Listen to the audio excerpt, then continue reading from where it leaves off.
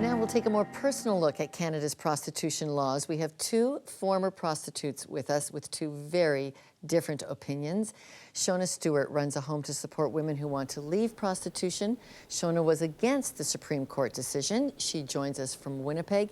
And Evan Smith is a longtime support worker for prostitutes, specializing in Aboriginal counseling. She's soon to be ordained in the United Church of Canada. Evan supported the Supreme Court decision. Welcome, both of you, to Context. Okay, Evan, explain why you agree with the Supreme Court throwing out the prostitution laws, making it wide open for prostitution in Canada. Definitely.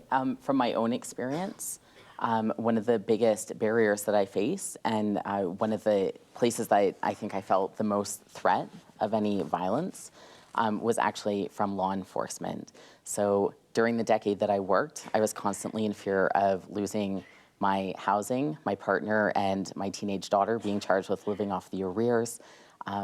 It made it very difficult to have safety networks in place. As an outreach worker, I definitely have seen what happens even when Johns are being targeted. Suddenly, people have to drive the prices down, which actually results in more prostitution, because when you're not making enough money to support your living expenses, your housing, etc., you have to work more. So unfortunately, with things like the Nordic model, what ends up happening is that we have to work more. Also, a lot of our sort of higher... So any regulation is going to make it more difficult for women in this business, you feel? Definitely. And it will only further victimize Exactly. you. Okay, exactly. Shona, in Winnipeg, would you support the Nordic model? You've just heard Evan say she doesn't. Would you support this idea where you prosecute the people who purchase sex, the Swedish regulations? Well, from my research, I find that that is the best model we have presented out there, and that it's already able to be just adjusted a little bit with our, with our laws in Canada, as well as I have counseled women for 2 years in prostitution, and not one of the men or the women wanted to be there. They said if they had another choice or some way to get out, they would.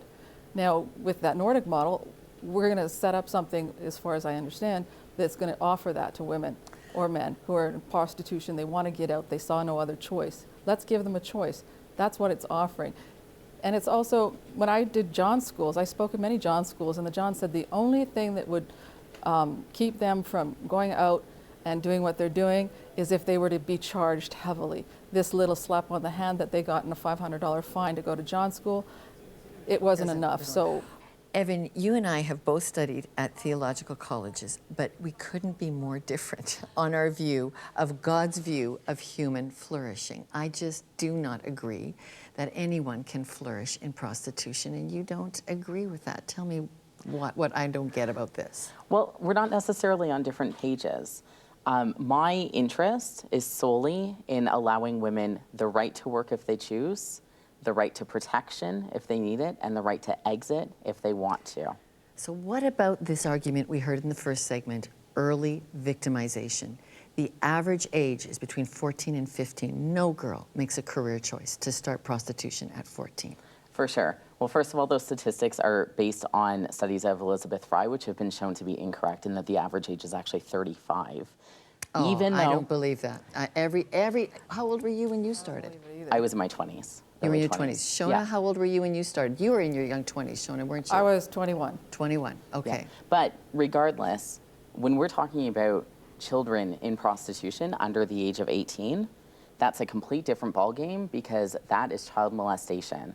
What I want is a situation where, for instance, when I was a sex worker, I would never go to the police to report an assault.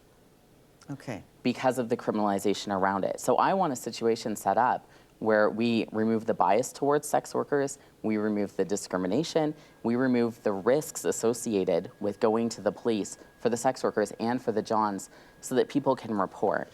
Okay, Shona, Well, they you could claim... report with the Nordic model. Okay, and Shona, you claim, I want to get onto this victimization theory here, but you claim women don't enter the sex trade by choice, that they're all victims. You started Dignity House in Winnipeg to help women leave the sex trade.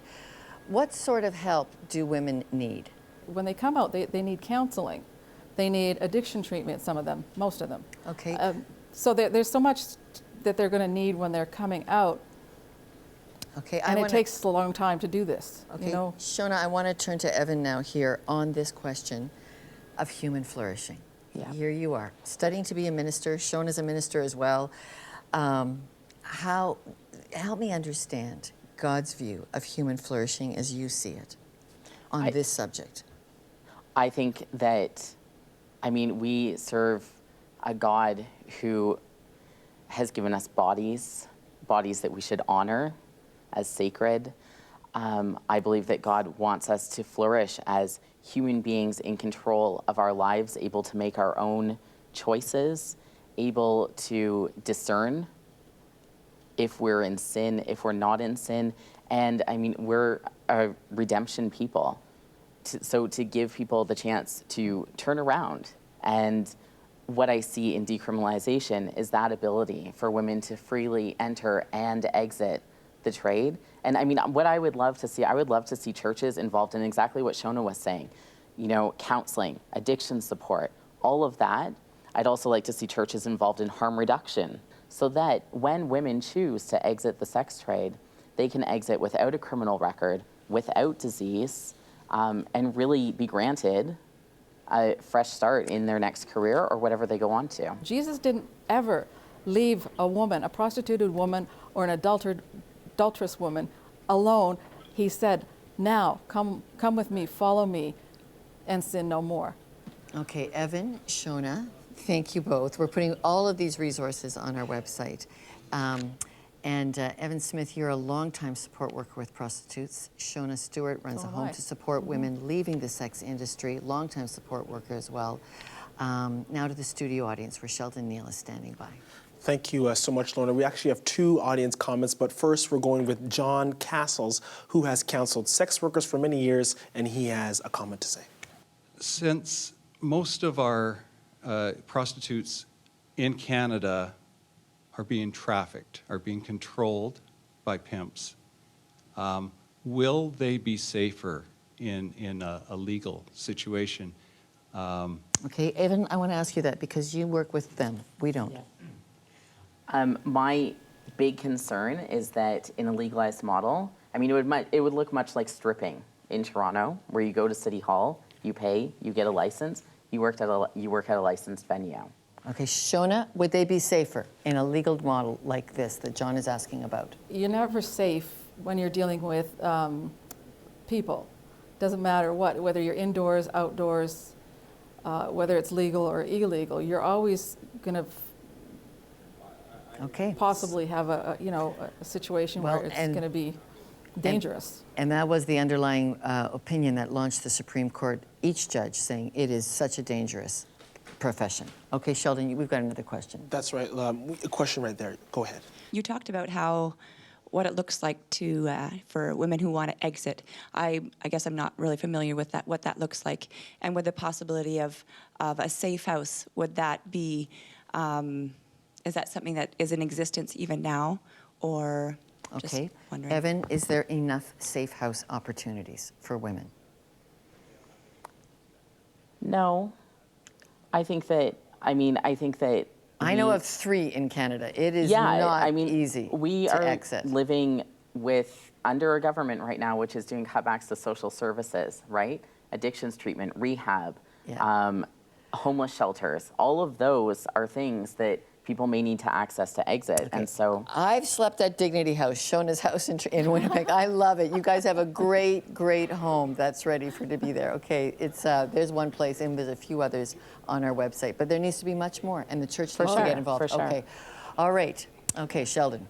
Thank you, Lorna. And for those of you at home, it's easy to join the conversation. Here's a question you won't find asked in the nightly news. Do you believe prostitution is morally right or morally wrong? Please send your answers by phone, email, Facebook, or Twitter. Be part of the conversation. Okay, thank you, Sheldon. Well, coming up, early childhood abuse led our next guest to a life of prostitution. We've got a dramatic story. That's next.